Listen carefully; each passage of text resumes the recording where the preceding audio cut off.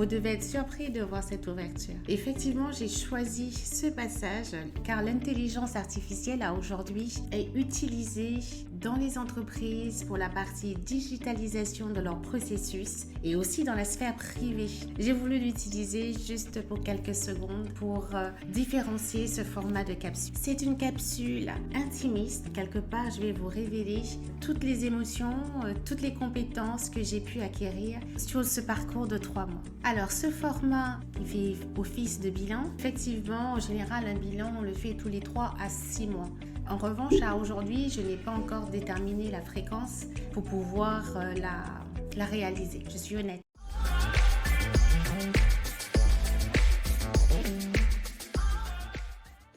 Welcome guys to my YouTube channel. Pour mes abonnés, ravi de vous recevoir régulièrement, merci. Et pour les nouveaux qui ne me connaissent pas, donc je suis Monica Montou, consultante dans le domaine du consulting depuis plus de 15 ans. Et à mon actif, j'ai déjà travaillé dans plusieurs secteurs d'activité, plus de 14 secteurs d'activité exactement. Pour cette capsule, j'ai choisi un côté intimiste, donc le décor, pour justement vous livrer l'ensemble des différentes étapes que j'ai pu rencontrer. Alors, donc cela fait 3 mois que je suis arrivée dans ce nouveau domaine, le domaine de YouTube, que je connaissais seulement en tant que spectateur. Donc derrière la caméra, je pense que vous aussi, vous regardez certains contenus sur cette plateforme. Mais à aucun moment, j'avais pu m'imaginer être derrière la caméra et de découvrir la création de contenu. Sur ce parcours, j'ai rencontré aussi des YouTube creators, donc des personnes de manière virtuelle, mais des personnes aussi qui sont entrepreneurs, donc chacun dans leur domaine d'activité. Et je me suis rendu compte que la gestion de projet peut être à tout niveau, que ce soit un artisan, que ce soit une toute petite entreprise, une entreprise à taille intermédiaire, une PME, un grand groupe.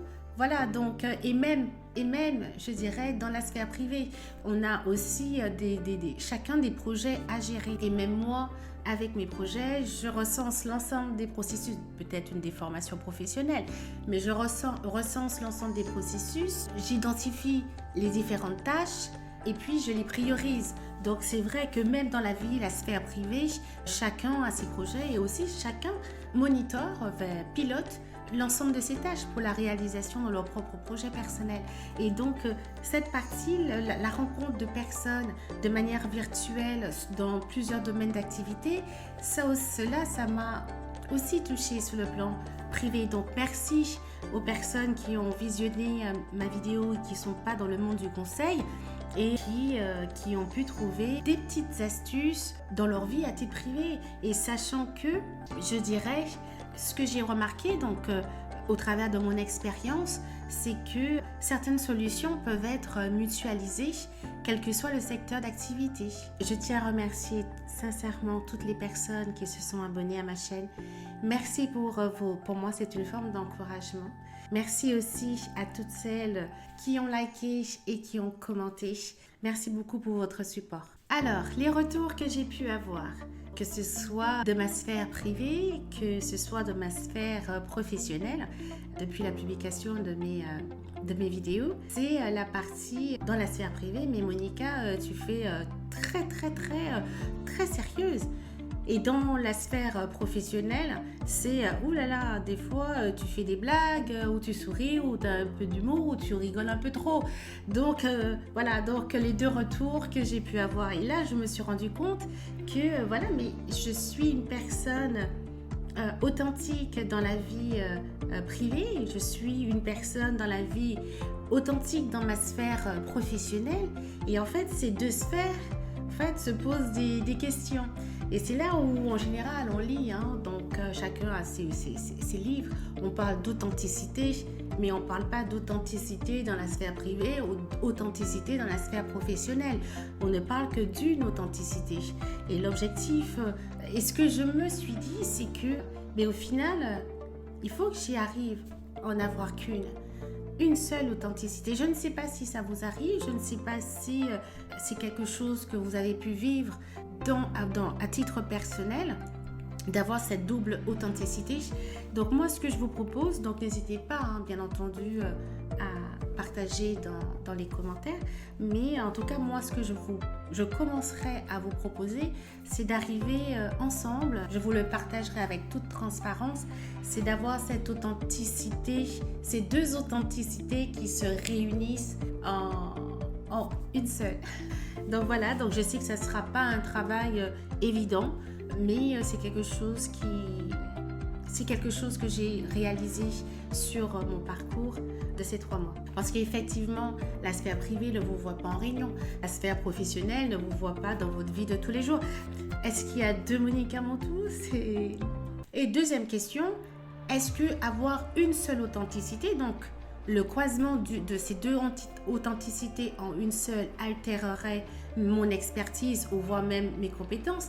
Non, parce que je suis excellente dans mon travail, je maîtrise mon travail, comme je l'ai toujours dit, c'est une passion que j'ai à continuer à développer mes compétences. On met le côté expertise, compétence de côté et on voit le côté plutôt authenticité. Donc 2 en 1. Alors sur le plan technique, ce que j'ai appris, il y a la partie lumière, il y a la partie du son.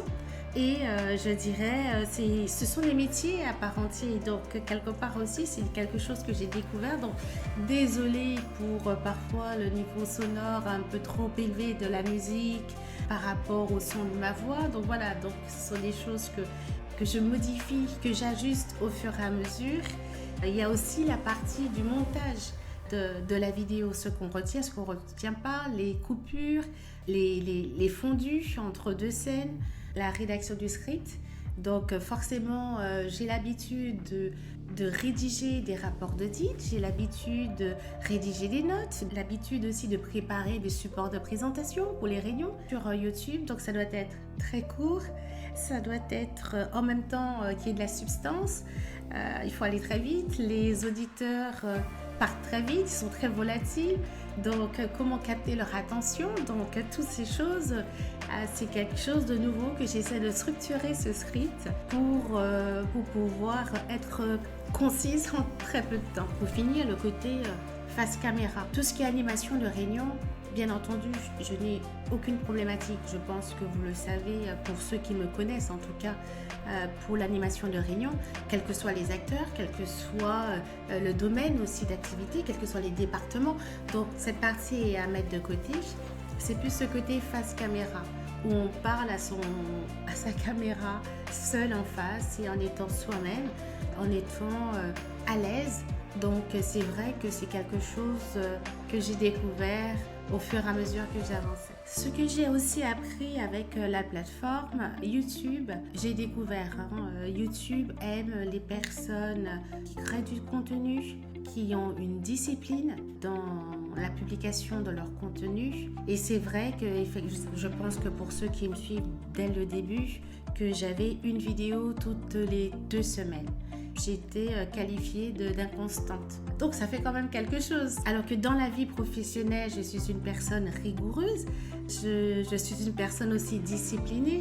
Et donc ça fait quelque chose de savoir que la plateforme vous qualifie d'inconstant. Donc c'est vrai que je pense que vous l'avez vu à partir de février, que j'ai augmenté, où je me suis conformée à la fréquence de publication recommandée par YouTube, donc une vidéo par semaine. Et donc effectivement, ça a nécessité l'ouverture de mes horaires. Mais après, quand on définit ces projets, donc forcément, il y a des passages où on doit donner un peu plus d'efforts. Et avec l'intensité capitalistique, forcément, au fur et à mesure, on apprend. La productivité aussi arrive. Et qu'on peut après, par la suite, retrouver un niveau d'effort un peu plus, je dirais, évident qu'au démarrage.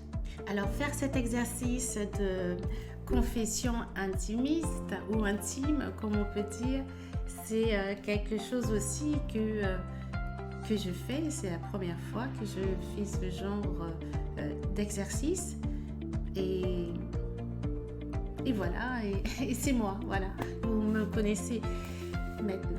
Et vous savez très bien que lorsque on a une compétence qu'on ne maîtrise pas, donc forcément, faut passer par la phase de formation. J'ai choisi d'être formée par une équipe. Donc l'idée c'est qu'au fur et à mesure que j'avance, que vous voyez aussi l'amélioration de mes contenus, de mes vidéos.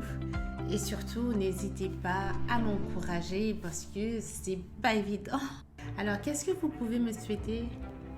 Je dirais courage, discipline et détermination. Et n'hésitez surtout pas à me faire savoir si vous avez des sujets que vous souhaitez aussi aborder. Donc, soit vous utilisez les commentaires ou vous savez où me joindre. Je pense que vous avez remarqué que c'est très rare parfois que je regarde la caméra une fois que je parle de moi, car c'est un exercice qui est très difficile. Alors avec le temps, avec les mois à venir, les semaines à venir, peut-être que ça sera beaucoup plus évident de vous faire une nouvelle capsule en vous parlant de moi de manière intimiste, sans aucune problématique. Mais là, c'est ma première fois, donc vous pouvez voir que parfois mon regard ne vous regarde pas, je dirais. Donc je m'en excuse à l'avance. Toi qui as une passion, toi qui as des projets, n'hésite pas à te lancer, à faire ce qu'il te plaît. Parce que comme je dis, at the end of the day, on fermera tous un jour les yeux. Et au moment où il y aura ce moment, c'est de se dire au fond de soi, ça y est, oui, j'ai fait tout ce que j'avais envie de faire. Et voilà, donc c'est ce que je vous encourage. Alors si tu as aimé la vidéo, n'oublie pas de liker, de partager et de t'abonner. Et d'activer la cloche de notification pour une prochaine vidéo. See you soon, guys.